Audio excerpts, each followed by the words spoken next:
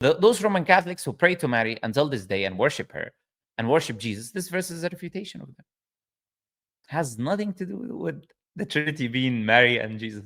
But you guys just have to lie. That's the only thing you can present is lying, because you have nothing of substance. Finally, the Quran, which is supposedly the perfectly preserved word of Allah, is filled with contradictions. In verse 614, Muhammad says that he is the first Muslim. Okay, so let's hold on. Before I let you to give me the rest of the contradiction, you lied. Again, lies upon lies upon lies upon lies. Where is this verse saying that Prophet Muhammad says that he's the first Muslim? Prophet Muhammad والسلام, is saying, or Allah is telling him to say, basically, that would I take any guardian other than Allah Azza wa Jal, and He created the heavens and the earth.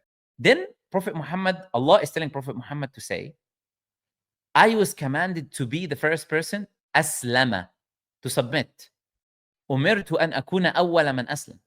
Why do you have to lie? Like, why do you have to continue lying?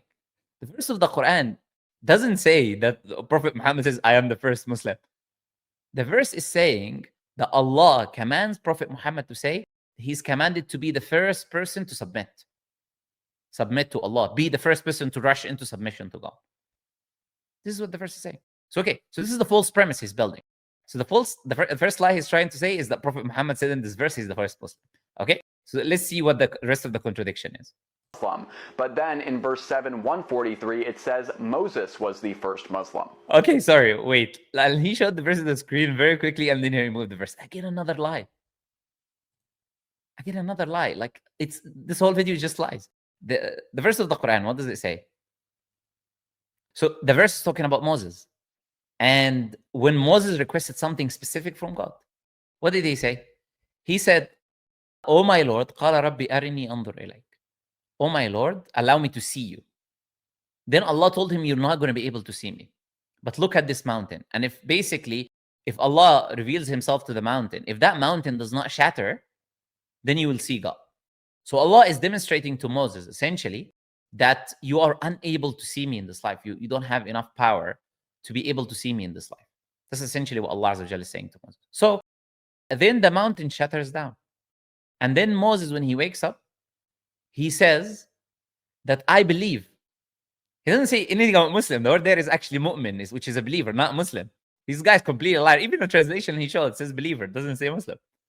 But he just lies to his audience. So he says, I'm the first believer, meaning I'm the first believer that nobody can see you in this life and survive.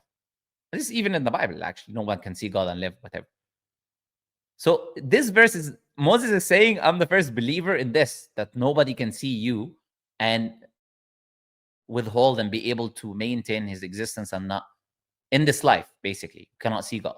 This is what he says, I'm the first believer in this. How's that got to do with being the first Muslim? First Muslim? It's like, honestly, comical. This guy's contradictions are comical. And if that's not enough for you, verse 2, 132 says that Abraham and Jacob were the first Muslims. So why do you lie? Why? Like, why do you lie? This verse is talking about when وَوَصَّى بِهَا إِبْرَاهِيمُ بَنِيهِ وَيَعْقُوبَ, that Abraham and Jacob, they gave this will to their children. Do not die except as Muslims. Where does this verse say you are the first Muslims? Be the first Muslims. I am the first Muslims. Why do you keep lying? Why? Honestly, I'm like, it's mind-blowing how this guy's like lying like this with a straight face. So, Muslims, who was the first believer in Allah? My favorite contradiction within the Quran comes from verse 2:56, which says that there is no compulsion in religion. But then if we turn to verse 9:5, it says, kill the polytheists wherever you find them. That sounds like compulsion to me, Muhammad, peace be upon you. At the end of the day, I really don't need to be preaching about why Islam is so false, because Paul already refuted this back in the 1st century. Galatians 1:8 says, if we or an angel from heaven preaches any other gospel to you, let them be accursed. I mean, like, what can I say at this point? The police need to be upon you for the amount of lying that you keep peddling, and you're continuing to peddle in 24/7, lying in front of the screen. You say, Allah says in the Quran, there's no compulsion, and he shows the verse on the screen, in acceptance of religion, meaning you cannot force someone to accept Islam. Then he goes to a verse that says fight disbelievers, basically. What's fighting disbelievers got to do with forcing someone to accept a religion?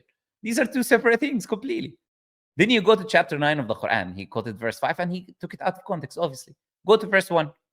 Verse 1, it says, Bara'atu min Allahi wa Rasulih. So Allah Azza wa Jal is free from the hypocrites because there was a treaty and they broke their treaty. Then Allah in the next verse, he quotes verse 5. Next verse says, if anyone asks you for peace in war, this is in war, and those people broke their treaty. Allah says, if they ask you for peace, then deliver them to a safe place. Deliver them. You're fighting against them in war. They ask for peace. Take them to a safe place. Let them hear the words of Allah and deliver them to safety. If they're asking you for peace. The next verse. And then you move forward. You see, what kind of people, who these people are broke the treaty?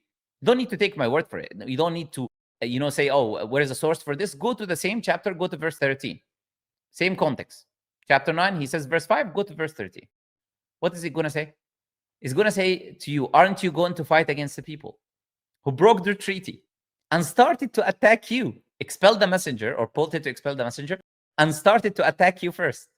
So who are these people that Allah is saying that you should attack them in this verse that you quoted? It's people who broke their treaty, threatened or plotted to expel the messenger and started attacking the Muslims first. And then he quotes Paul, the biggest deceiver. And I said, look, as I quoted already before, he says in Corinthians, to the Jew, you become a Jew. And in the other verse, he says, if my lie helps people to come. He's quoting the prime minister of lying and lying about Islam and telling us that Islam is teaching you evil. It's like honestly insane. And Paul, anyways, was writing this because there were so many people writing gospels and he wanted to maintain the people following his gospel only. Anyways, like, what's the conclusion of this video? Is we need to do our best as Muslims, like I said, to counter these lies because these people are getting paid, They're hiring them, like this person, Charlie Kirk and whatever, he's been hired by this Turning Point USA and whatever, and they gathered all of the Islamophobes and make them write a book or whatever, or give lectures or things like that, so they can spread lies about Islam. This is what they're doing. So we need to do our effort as Muslims as much as we can, support the people who do the da'wah, do da'wah ourselves, try to spread goodness and counter these lies as much as we can. And may Allah guide the people to the truth.